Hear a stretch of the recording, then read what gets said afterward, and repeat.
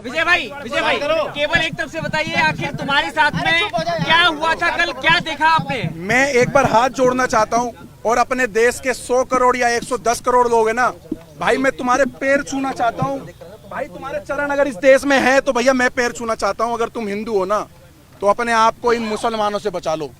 ये सब एक हैं, मैं खुल के बोल रहा हूं, ये सब मुसलमान एक हैं। कोई मुसलमान बोले कि मैं ये हूं, मैं वो हूं, मैं इंसानियत नहीं। मेरे बच्चे को मौत के घाट उतार देते, मेरी गाड़ी रोकी गई, मेरी गाड़ी रोकी गई। 50-100 कम से कम मुसलमानों ने मेरी गाड़ी पर चुपड़ गए, पथराव करा, ब्लैंक गोलियां चला रहे हैं कट्टों से। हमने देखा जब कश्मीर फाइल मूवी देखी थी ना हमने, तो हमारा खून ना खोल गया था हमारा उस टाइम। लेकिन जब हमारे ऊपर भी थी ना, तो मुझे पता है मैंने उस नन्हे से 1.5 साल के बच्चे को कैसे बचाया है।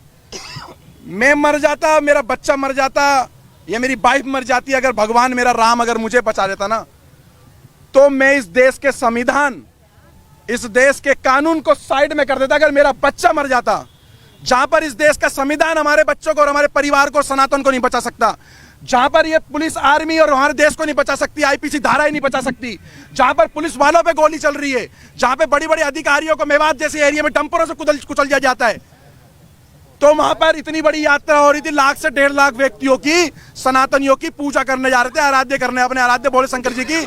तो वहां पर आर्मी कहां गई, आपकी पुलिस प्रोटेक्शन कहां गई? 500 पुलिस वालों से 1.5 लाख बंदों की सुरक्षा आप करवा रहे थे। 2 से 3 दिन पहले से उन्होंने चैलेंज कर रखा था, बरगली चौक पे जो आएगा मौत के घाट उतारेंगे। ऐसी वीडियो। बताइए, जो पत्थरबाज थे वो पसबंदा थे या अशरफ थे? वो सारे मुसलमान थे। आप पसबंदा नहीं होता जी भाई साहब। कब तब आप राजनीति करोगे? गुजर, जाट, बावन, दलितों को वहां पर ऐसा दौड़ा करके मारा जा रहा था। औरतों का मांग का संदूर देख करके पत्थर मारा जा रहा था औरतों के मुंह पे। हाथ पे कलावा देख के, हाथ पे तरसूल देख करके हाथ काटे जा रहे थे वहां पर। हमारी गाड़ियों पे बजरंग दल लिखा या कुछ लिखा हुआ, कोई झंडा लगा हुआ था, उसको टारगेट बना करके मारा जा रहा था। प्री प्लान था, पूरा प्री प्लान था, पूरा प्री प्लान। 30 तारीख को फरीदाबाद के अंदर, मैं कह रहा हूं 100 में से 90% मुसलमानों की दुकानें बंद थी, मीट की और बिरयानियों की, क्योंकि इनके मौलाना द्वारा एक आदेश हो रखा था मुसलमानों को कि हिंदू जा रहे हैं मेवात, और आज ऐसी जगह पे जा रहे हैं कि जहां पर हिंदू लाख हो जाएगा और 50,000 से ज्यादा हिंदुओं का मौत की घाट उतारा जाएगा। मैं आपको सच बता रहा हूं, मैं कोई आपको झूठ नहीं बता रहा। जब मेरी गाड़ी में आप गाड़ी में कितने लोग थे, आप किस तरीके से, कितने बजे की गाड़ी में हम 7, अचानक क्या हुआ वो बताइए। हम लोग 7 से 8 जने थे। जैसे ही हम लोग बरगली चौक वाले रोड पे जैसे ही हम लोग आगे की तरफ बढ़ते हैं, तो हमें दिखता है कि कुछ लोग बाइक के पास खड़े हैं, 6-7 बंदे बाइक ठीक कर रहे हैं। हमें थोड़ा सा शंका हुई कि 6-7 बंदे बाइक ठीक कर रहे हैं। आगे एक ऑटो, कम से कम 10-15 बंदे ऑटो ठीक करने में लग रहे हैं।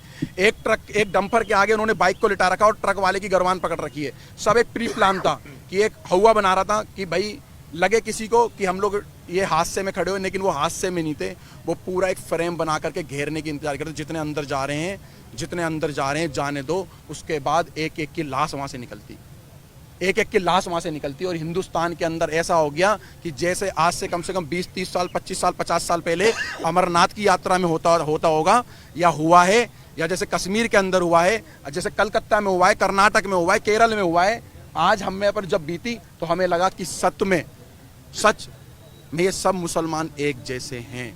आज मुसलमानों को रोडों पे उतरना चाहिए।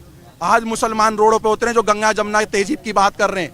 आज मैं कह रहा हूं अपने मुसलमानों से, देश के मुसलमानों से, जो कहते हैं हम इस देश के नागरिक है, पहली बात तो तुम इस देश के किराएदार हो, मैं बोलूंगा, क्योंकि मेरे बच्चे पे बात आ गई थी। मेरे बच्चे की ना ये मौत के कारण मेरी औरत से ये बोला गया चलो जल्दी उतरो। 7-8 जनों से ये बोला गया चलो उतरो नीचे गाड़ी से, लेकिन मैंने अपने एक्सीलेटर को पैर पे डाल करके और एक्सीलेटर का पे पंजा दबाया और अपनी गाड़ी को आगे बढ़ाया। 70 से ज्यादा गिरफ्तारी हो चुकी है, क्या लग रहा है? 70 से ज्यादा लोग थे, लाखों आदमी इसके अंदर इन्वॉल्व है, लाखों आदमी। और मैं खट्टर साहब का, मैं बीजेपी का विरोध नहीं कर रहा, मैं कांग्रेस का विरोध नहीं कर रहा, मैं किसी पार्टी का विरोध नहीं कर रहा हूं। मैं साफ खट्टर साहब का विरोध करना चाह रहा हूं आपके चैनल के माध्यम से। खट्टर नहीं, मेरी बात सुन लो पत्रकार साहब। खट्टर साहब का एक बयान आया है कि हमने आधे घंटे या 1 घंटे के अंदर पुलिस भेज दी, सारा का सारा फेलियर और झूठ बातें।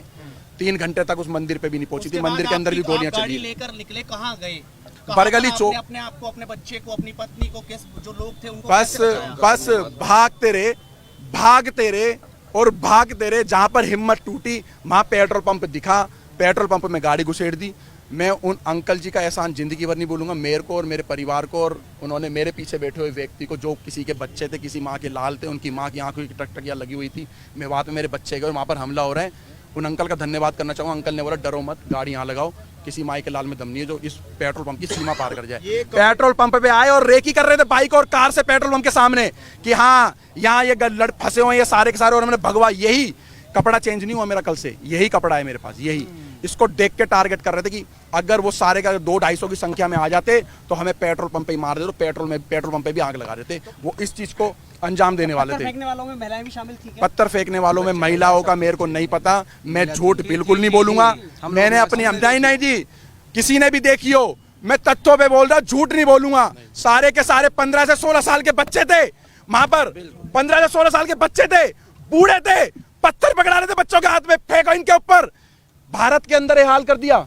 अगर पुलिस और कानून और प्रशासन अगर हमारी रक्षा सुरक्षा नहीं कर सकता ना, तो हम स्वयं करेंगे, आप पीछे हट जाओ। वो 15 मिनट की धमकी देते थे, मैं कह रहा हूँ 5 मिनट का मैं कह रहा हूँ, तुम पीछे हट जाओ 5 मिनट के लिए।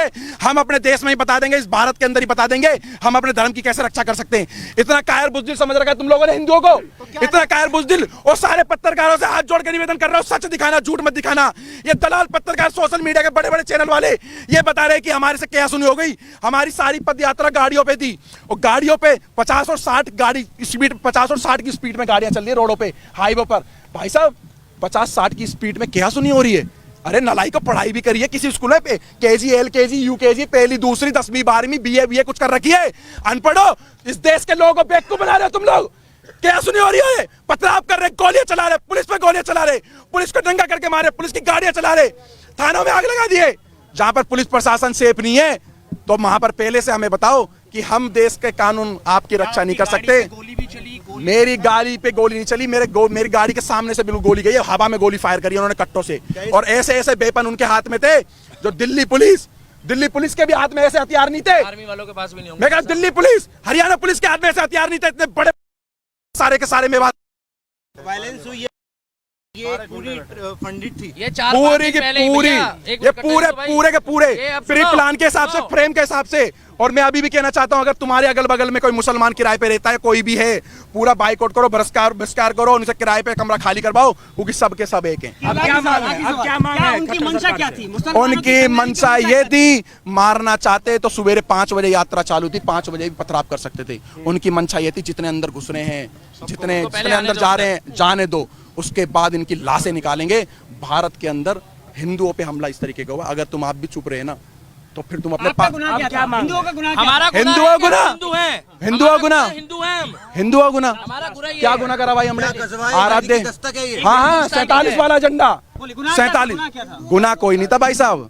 गुना ये था कि हम लोग प्रशासन के भरोसे पे रह गए। अगर प्रशासन हमें पहले बोलता हम तुम्हारी सुरक्षा नहीं कर सकते, तो हम अपनी सुरक्षा स्वयं करते, और कैसे भी करना। हाँ, गजवाए हिंद की ये स्टार्टिंग है इनकी, ये गजवाए हिंद करने की, एक इन्होंने डर का मॉल बनाने की सोचा कि हम देश के अंदर एक मॉल ऐसा क्रिएट करें कि डर का और भय का मॉल। कोई भी मुसलमान से डरने की जरूरत नहीं है। मैं विजय हिंदू ऐलान कर रहा हूँ, किसी भी मुसलमान से इस भारत के अंदर डरने की जरूरत नहीं है। किसी भी मुसलमान से, आपके बगल में 100 मुसलमान रहते हो, लाख मुसलमान रहते हो, डट के ही लड़ना है। जैसे हमारे भाई, हमारे बड़े पूर्वज भगत सिंह भाई भी लड़े थे, महाराणा प्रताप और पृथ्वीराज चौहान भी लड़े थे, उनके वंशीज हो भाई, उनके वंशीज हो भाई। मैं एक बात और बताइए, क्या लग रहा है सरकार से कार्रवाई की उम्मीद दिखाई दे रही है? क्योंकि मानव अधिकार की बात आ जाएगी, सुप्रीम कोर्ट आ जाएगा। मेरी बात सुनो, उनके हत्यारों को अभी तक जो है सजा, हाथ जोड़ के विनती है, मैं सारे अपने नालायक देश के सुप्रीम कोर्ट के जजों से बोलना चाहता हूँ, सारे देश के IAS IPS कमिश्नर DCP साहब से बोलना चाहता हूँ, अगर मेरा 1.5 साल का बच्चा मर जाता तो कौन सा जज मेरे बच्चे को लाके देता?